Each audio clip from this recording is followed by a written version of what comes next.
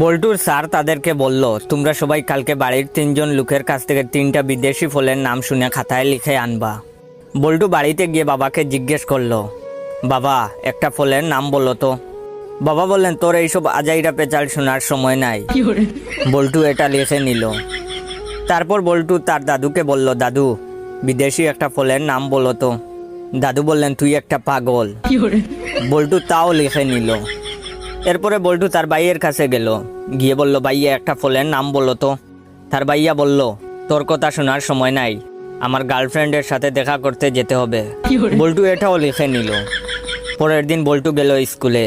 বল্টুর স্যার বলল, বল্টু তুমি বাড়ি থেকে যে 3টা ফলের নাম লিখে আনছো সেগুলো বলো। বল্টু বলল, তোর এইসব আজাইরা পেঁচাল শোনার সময় নাই। স্যার রেগে গিয়ে বললেন, কি তুই আমাকে চিনিস? বল্টু বলল, তুই একটা পাগল। স্যার বললেন, কি? চল তোরে প্রিন্সিপালের কাছে নিয়ে যাব। তখন বল্টু বলল, তোর কথা শোনার সময় নাই, আমার এখন আমার গার্লফ্রেন্ডের সাথে দেখা করতে যেতে হবে।